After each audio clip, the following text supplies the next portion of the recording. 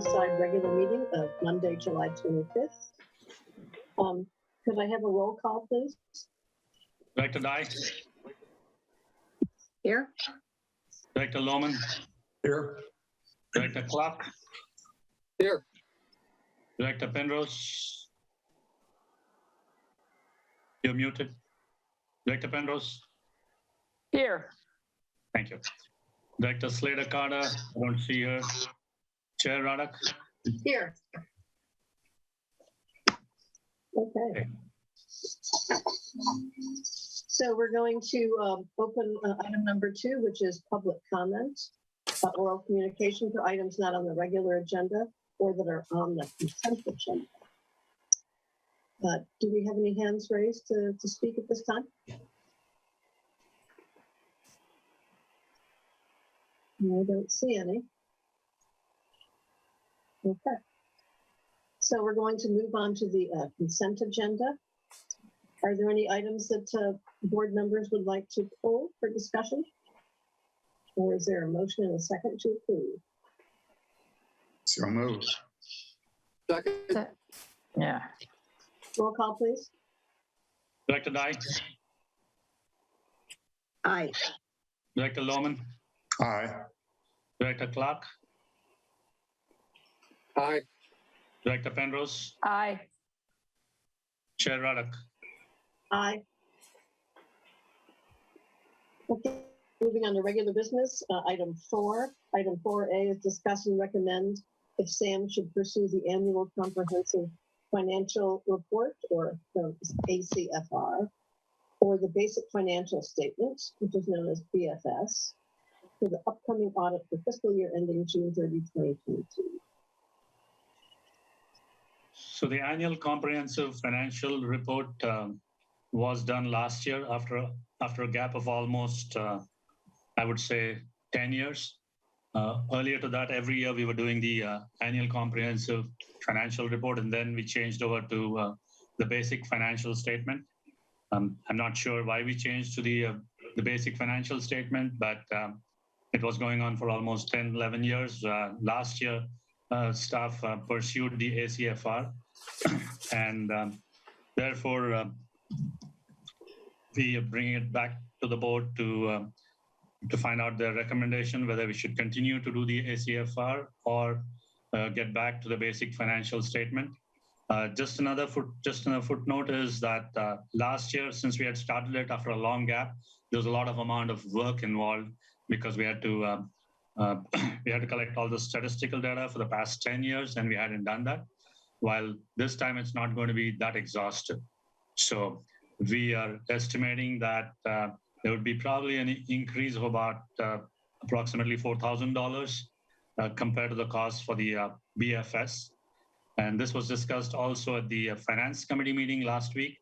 And the Finance Committee recommended to the board that we go with the ACFR. And they agreed with the staff's recommendation. So here we are.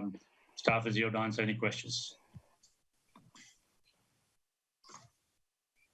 Director Dye. Can you talk about the reason that we all thought that this was a good thing to do, which is the fact that about the timing of the audit?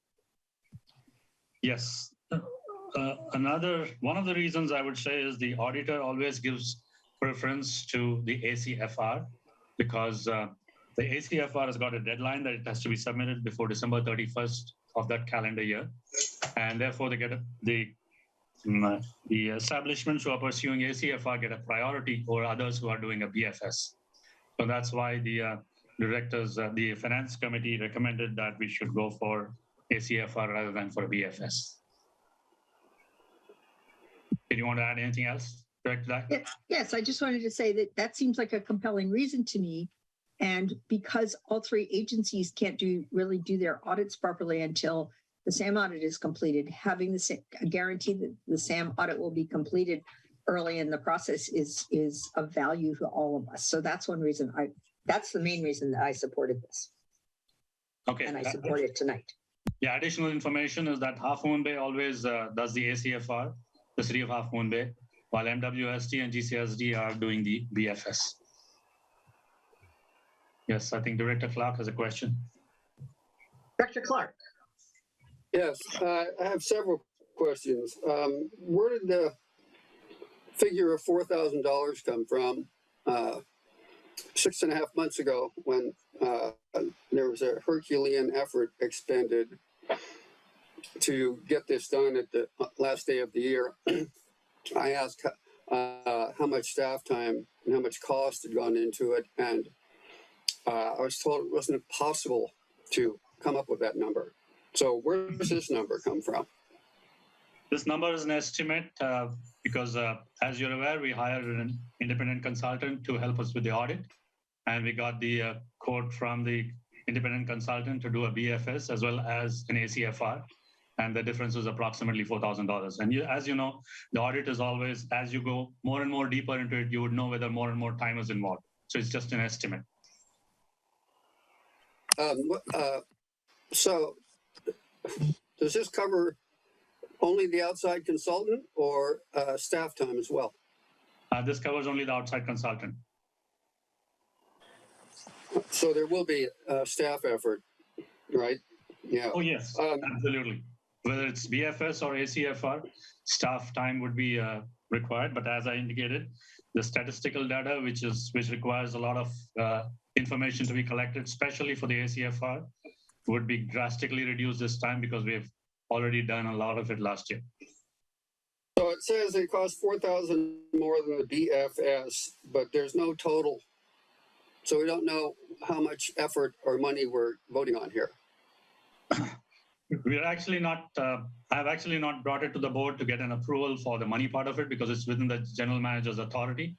The audit, just to give you information, it's somewhere around $18,000 to $20,000 for an ACFR, and for BFR it'll be $16,000.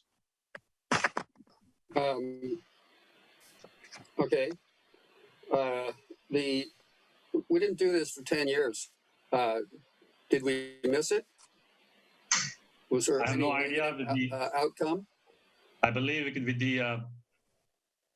with the managers changing, the rotating of managers. I don't know if anybody had a priority to do the ACFR or have no idea about it. It's just that they decided to change it. And there have been several managers since the time that the last ACFR was done in 2011 until 2019. The last paragraph says this process generates a great deal of financial trends and statistical information that is very useful. Like what? I do not have the ACFR in front of me, but it gives a lot of information about the flows, about the violations, about the population, a lot of information, statistical information gathers over the past 10 years. I don't have it with me right now, but the ACFR, which was done last year, is available on the SAM website for the public who are interested in knowing about it. So this is information and trends and statistical information that SAM generates. Come again? Is this statistical information and useful financial trends information that SAM generates? Yes, it's all SAM's data. What it is, it for more analysis, right? You're looking, it's not just the numbers, you know, the raw numbers, the net results and all that stuff. It's actually analyzing what it means in context. And it kind of looks at the numbers in different ways to interpret, you know, the meaning of the numbers, both from a snapshot point of view and as part of a trend. So it's more of a comprehensive look at what it all means. It's more analysis. Okay, and that's been your experience, Director Ruddock, at the city, right? Yes. Yeah.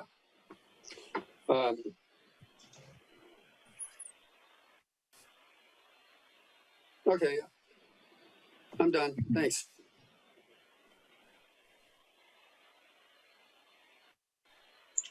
Any other questions? Move approval. Second. I just want to mention that I think it would be helpful on an item like this, where we're switching gears in terms of policy approach, to have, you know, the somebody from Mays, here to inform the board generally on the item. So in the future, let's keep that in mind. Can I have a roll call, please? Director Dyke, Aye. Director Lohman, Yes. Director Clark. Is that me? Yes, Yes. please. Yes. Director Penrose, Yes. Director Slater Carter,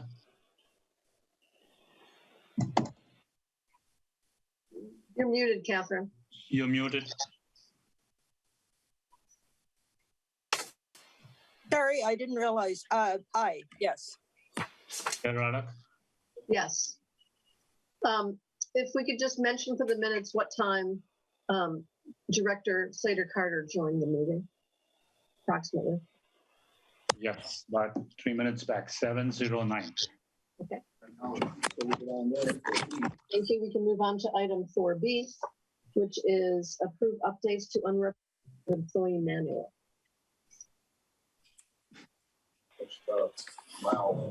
Chris, do you want to cover this for me? Yes, thank you, Mr. General Manager, and good evening, directors. As part of the periodic review for unrepresented employees, since unrepresented employees at the authority are not subject to collective bargaining, we do review their terms and conditions of employment periodically. And as part of the regular review of that on an annual basis, staff is recommending that the board consider authorizing an increase to the current reimbursement, which is intended for professional development purposes. And there's a variety of reasons that would be eligible for reimbursement subject to the general manager's approval. And the categories of items, just examples of them, include continuing education, safety shoes, if they're applicable, computer glasses, personal technology, membership in organizations or classes and conferences that are not typically paid for by the authority. The intention is to aid professional development for our unrepresented staff. Currently for SAM, there's only one unrepresented staff classification, and that is the finance manager classification. So we are recommending increasing that also to keep up with the current cost, most training classes, technology, and so forth.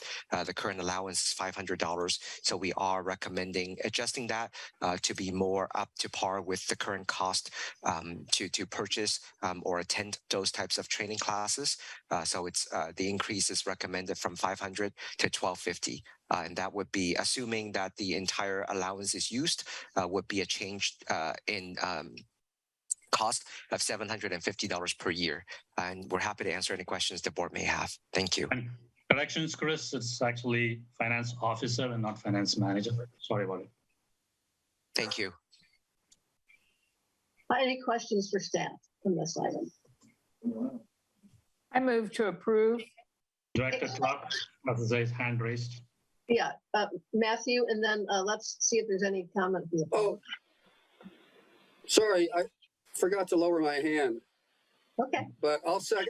We already discussed this, so I'll second. Oh, that's right. Are there any members of the public who have raised their hands who wish to discuss this item? I see none. Could we have a roll call, please? Director Dyke, Aye. Director Lohman, Aye. Director Clark, Aye. Director Penrose, Aye. Director Slater Carter, Yes. Chair Raddock. Yes. Okay. Thank you. If you are not muted, please mute yourself unless you are speaking. Thank you. Item C, abolish supervisor of treatment field operations classification and approve new plant superintendent classification and revised biweekly employee salary schedule effective July 1, 2022. Chris, may I request you to go ahead and elaborate further? Absolutely. Thank you, Mr. General Manager. And I apologize for the mouthful, Madam Chair. As you know, lawyers, you can take 3 words and we can make 20 words out of it. I know abolish is a very harsh term. We're not abolishing anything in the most typical sense, but this is actually a joyous or a very positive, and we get to embarrass Tim a little bit here. Tim has been the authority's supervisor of treatment and field operations for many years. And one of the things we wanted to do is when we look at the organizational structure and design, we looked at span of control, we looked at what is with other comparable agencies, and really all in all, if you look at Tim's job functions, his span of controls, the fact that he controls essentially all of the operations staff, as well as the maintenance staff of the authority, we thought it would be appropriate to change Tim's job title to be more comparable with what typically would be the superintendent's job title in other agencies, in other water and wastewater districts. There's no change in salary, but this is really intended to be recognition. We work with Local 39 since Local 39 does represent many of the classifications at the authority, including Tim's, and have reached the sides letter agreement subject to the board's approval to change Tim's job title. So while this isn't a monetary increase, we do sincerely hope that it is a recognition of Tim's contributions, his span of control, and just the great job that he's doing. Plus, he's getting a promotion without a pay raise, so yay for us. But kidding aside, thank you, Tim, for all that you do, and we're happy to answer any questions.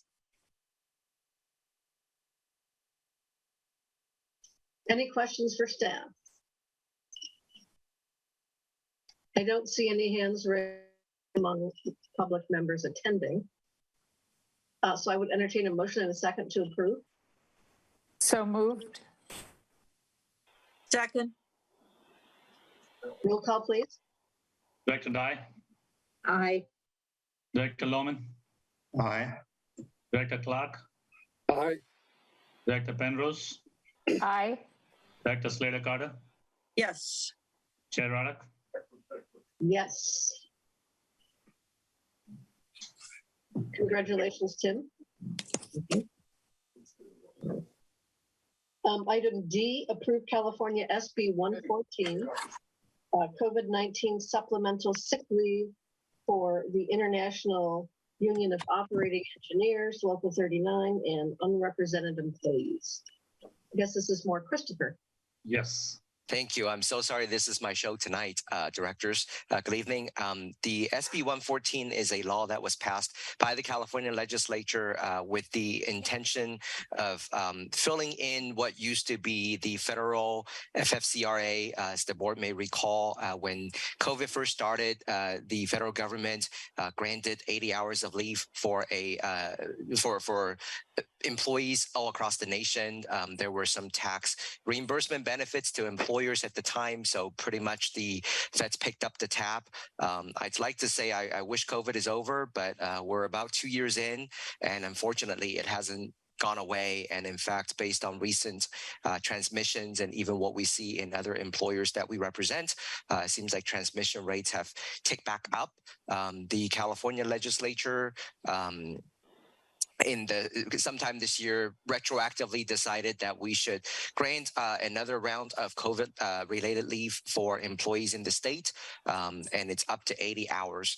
This time around, there are some more defined and specific parameters about how kind of the blocks of 40 hours can be used, but in general, they're consistent with the reasons as before, which is generally related to diagnosis, quarantine, isolation related to COVID, any school closures for those who have school-age children, to care for family members, to obtain the COVID vaccines, and so forth.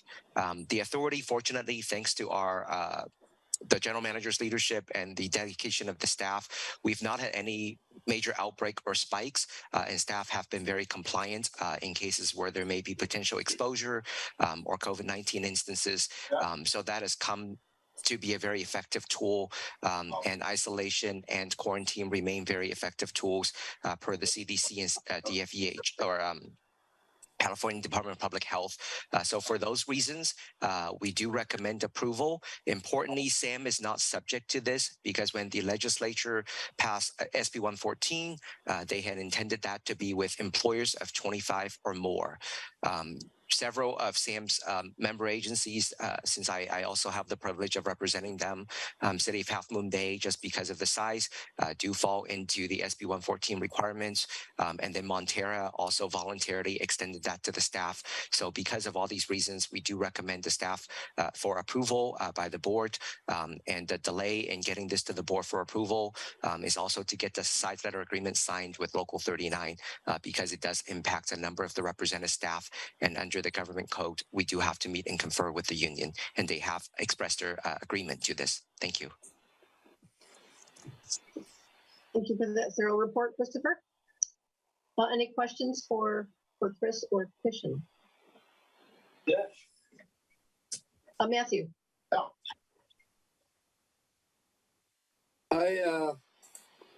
First, a comment. It says in the staff report that this should not require a budget increase.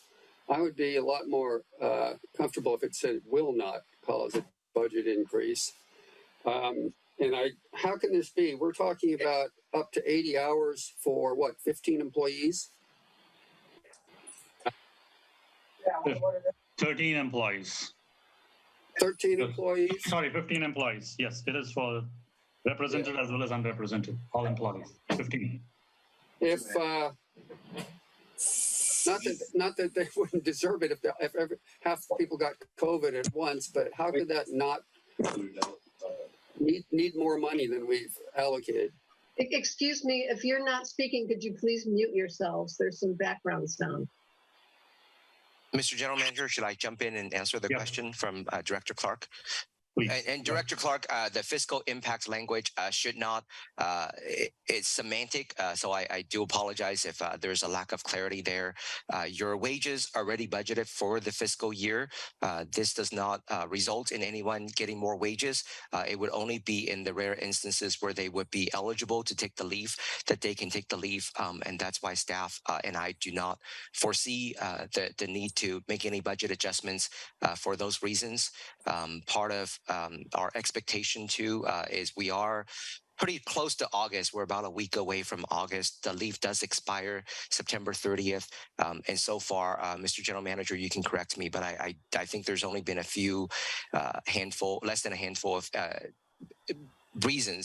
instances where employees would be eligible for that leave to date. So that's why we don't anticipate all 15, and fingers crossed there's no mass infection of any kind that will result in the need of all the authority staff using that. Mr. General Manager, please add anything I've missed. You're absolutely right. I don't have anything much to add on that. So would it be correct to characterize this as essentially sick pay that's already been put into the budget? Correct. Yes, sir. Okay. Good Thank you. questions, Matthew.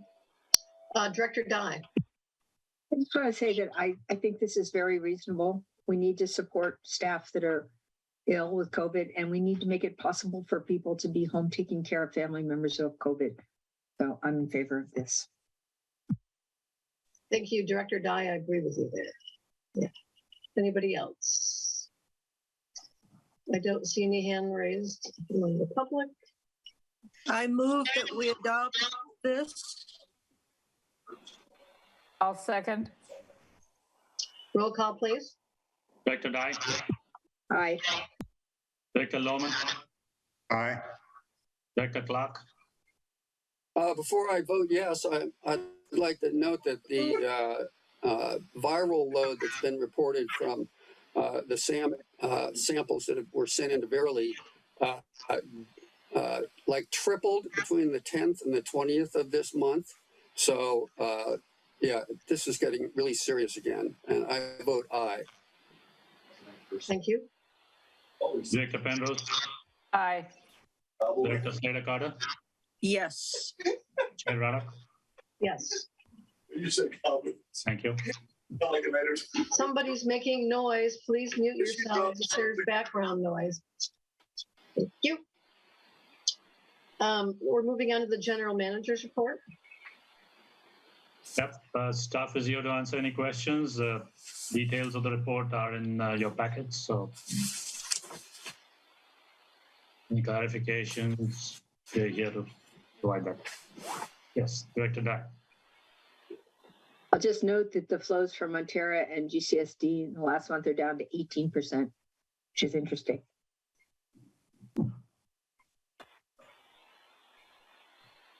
Well, it would be dry weather flow time, I'm guessing.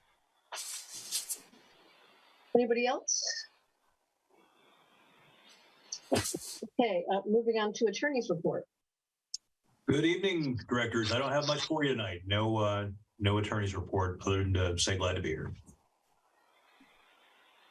Good to see you. Director's reports. We had a LAFCO meeting a little while ago. Several new members were sworn in. There seems to be a brouhaha over East Palo Alto Sanitary District. Some people want them to disappear. Some people don't want them to disappear. Some people want them absorbed by the city of East Palo Alto. So we have yet to, the MSR favored absorption. I voted against that. And that's it. Okay, thank you. Yeah, I'd be interested in, future LAFCO reports you might have as well. Since it, there's information that probably bears on many of our operations, so it's helpful. Thank you. So I'll just mention that we toured the SAM plant or portions of the SAM Senator last Tuesday. The city actually was meeting with him to tour the Kehoe Channel and the potential for watershed projects that might reduce stormwater flow in the area and help protect the plant, as well as potentially help with restoration of the Caltrans mitigation site. But we thought while we were there, it might be good to show Senator Becker this we have with the electrical system. So Kishen and staff warmly greeted the senator with a nice welcome board out in front of the building, which was much appreciated. But Senator Becker got a good view of the problems we have with, that area being, below Pillarcitos Creek elevation and flood stage, as well as, the Kehoe Channel coming in on the other side, kind of putting a plant in a vise, and subject to potential issues with storm surge or blocking of the of drainage of the estuary, along with a heavy precipitation event in the upper watershed. So since we were considering what to do with the electrical, get that on at the end of our tour, and staff at SAM was gracious enough to pretty quickly, accommodate that visit by the senator and his staff too. Actually, some of them might come back for a full plant tour. And the senator was quite impressed with the problems we have. So it sounds like our hazard mitigation grant is going in a good direction, but it seemed clear that the senator, was willing to help us if need be. So that was a good visit. And then various members and SAM staff, along with city staff, attended the 75th anniversary of the Coastside County Water District. I saw Director Dye there. Yeah. And it was a really nice event, and there were some, really, interesting people there, like Mr. Teeter, the water district's engineer, who basically helped replumb our water supply. So there, there was some interesting folks there, some interesting speeches. Everybody got a bucket for their shower to collect water. So, Was he the one who's actually worked for them for 62 years? yes. Yes. 2 years he's worked there. And there were people there, you know, who were older than the 75th anniversary and admitted it. So that was interesting. But anyway, that's the report I have.